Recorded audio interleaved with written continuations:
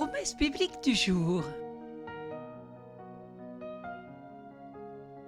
L'ascension de Jésus est le moment où il monte au ciel une fois ressuscité. La fin de l'œuvre de Christ sur la terre, un événement annoncé, une nouvelle position de Jésus-Christ dans le ciel, inauguration d'un temps nouveau pour les croyants. 40 jours après Pâques, Jésus-Christ est retourné auprès de son Père. Il a été enlevé au ciel sous les yeux de ses disciples réunis sur le mont des Oliviers. Marc chapitre 16 verset 19.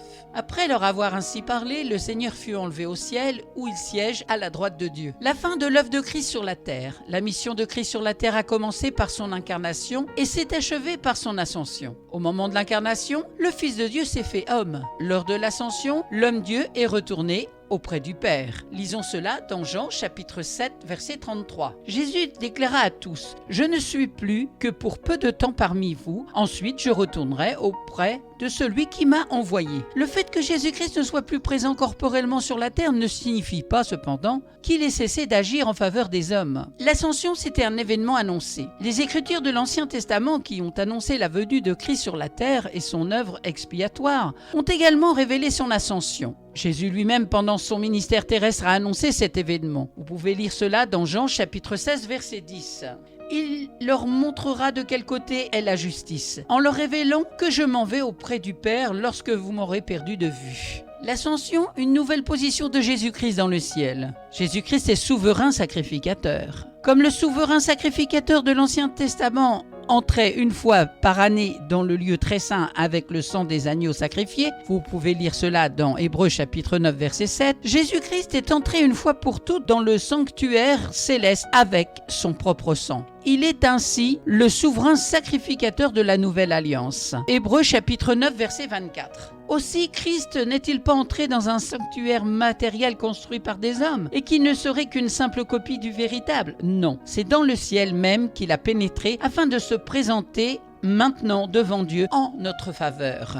Le médiateur entre Dieu et les hommes, c'est écrit dans 1 Timothée chapitre 2 verset 5 ou Hébreux chapitre 8 verset 6. Le ministère confié à notre grand prêtre est bien supérieur à celui des prêtres terrestres. N'est-il pas le médiateur d'une meilleure alliance entre Dieu et les hommes, d'une alliance fondée sur des promesses plus excellentes?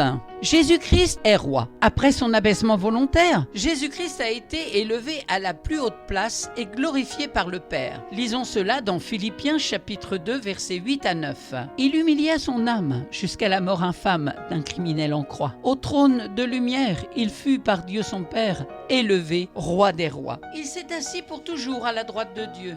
Vous pouvez lire cela dans Hébreux chapitre 10, verset 12. Il règne. Lisons cela dans Hébreux chapitre 1, verset 8.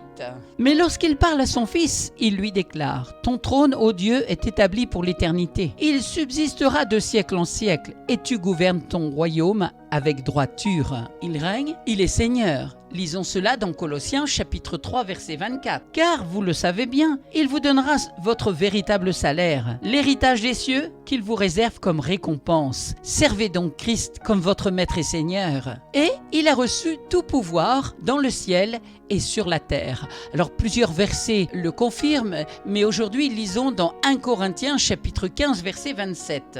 Car il est écrit, Dieu a tout mis sous ses pieds. Mais quand l'Écriture dit, tout lui a été soumis, il est bien évident qu'il faut en accepter celui qui lui a donné cette domination universelle. La résurrection, l'ascension et le couronnement à la droite de Dieu confirment que Jésus était, dès sa naissance, le Messie promis. Luc chapitre 2, verset 11.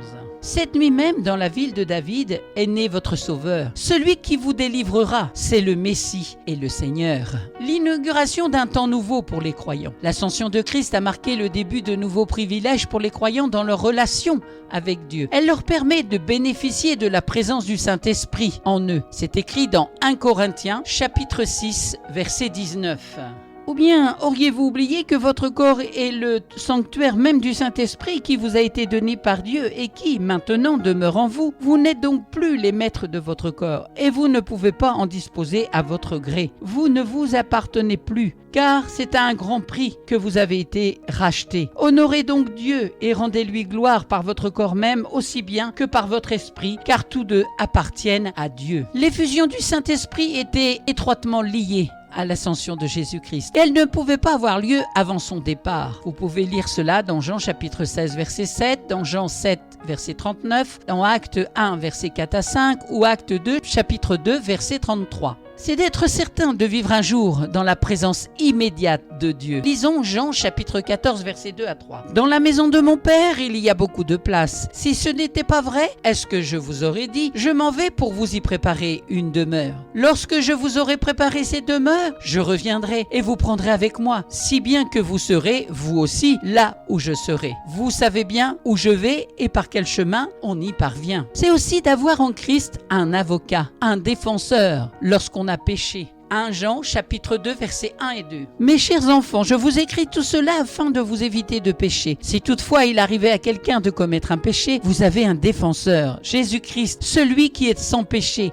Il plaidera notre cause devant le Père. Ne fut-il pas lui-même la victime qui nous vaut la faveur de Dieu en expiant nos péchés, pas seulement les nôtres, mais aussi ceux du monde entier. C'est aussi d'avoir un libre accès au Père en vertu de l'œuvre parfaite de Christ qui a enlevé tous les obstacles qui se dressaient entre Dieu et ceux qui sont devenus ses enfants. Hébreux 10, versets 19 à 22 ou Éphésiens chapitre 2, verset 18. En particulier, les croyants peuvent s'adresser directement au Père par la prière au nom de Jésus, c'est-à-dire en se référant à sa personne et son œuvre, d'être assurés du secours de Christ qui est vivant. C'est dans Hébreux chapitre 4, versets 14 à 16. Et c'est aussi d'être assurés du secours de Christ qui est vivant pour intercéder en leur faveur. C'est dans Hébreux chapitre 7, versets 24 à 25. Mais Jésus est éternel. Il possède un sacerdoce perpétuel qui ne peut être transmis à personne d'autre. Voilà pourquoi il est toujours en mesure de sauver parfaitement et à jamais ceux qui viennent à Dieu par son intermédiaire.